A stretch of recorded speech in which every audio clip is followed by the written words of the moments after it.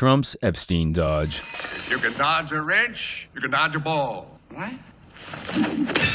So he's not gonna release it, huh? What, is Superman on the list? Of course he's not. He's one of the elite. When the space shuttle comes, it takes all the rich people from this planet and we get hit with the asteroid, Donald Trump will be holding the door for Hillary Clinton and high-fiving Barack Obama, dum-dum. Boy, this is almost like we live in one of them communism countries. Remember when people told you about that? You had communism, then you were gonna get all your clothes and your food and all the stuff you need from one big store, the government store? Oh, you mean Walmart? And you won't believe anything they tell you in the media and Pravda? Oh, you mean mainstream media? And they're spending all their money on the military? Oh, well, you knew that was here anyway. The government and the leaders will just tell you what to believe. Oh, you mean like this? Like there is no list? List? What list? List? There's no list. What's a list?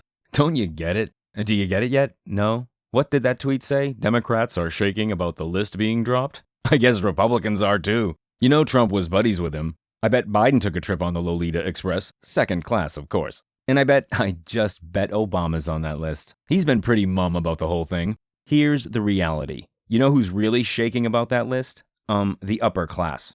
The wealthy elite. That's who does this shit. That's who buys private islands and private jets to sex traffic.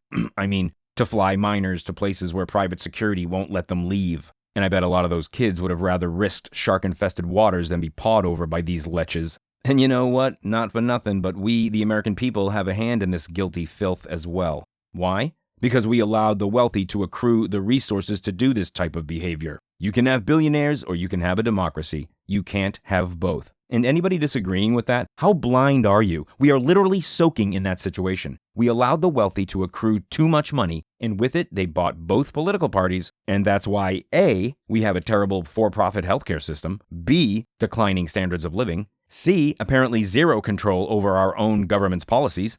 Put another way, and I'm just going to quote the Princeton study directly here, the preferences of the average American appear to have only a minuscule, near zero, statistically non-significant impact upon public policy. And D, no release of the Epstein file.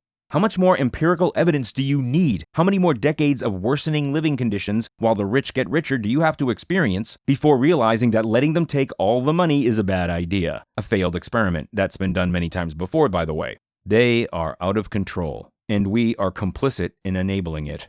There's only one thing to do, and it's for their own good. We gotta rein them in. And I'm not even among the radical. I'm not against getting rich, but there should be a limit. How about 500 million? And every million you make after that, you get to keep $1. That'll incentivize those elites. And I personally can't think of any group who needs incentivizing more to get off their well-fed butts than rich kids. Hey, Democrats, Republicans, MAGA, Trump supporters, all of you, are you against child trafficking? Here's your chance to prove it. Take down these billionaires. Otherwise, there will be plenty more islands and basements that kids are going to be trapped and abused in. Don't be a hypocrite. End billionaires. Otherwise, enjoy your medical debt. It's a big club, and you ain't in it. You and I are not in the big club.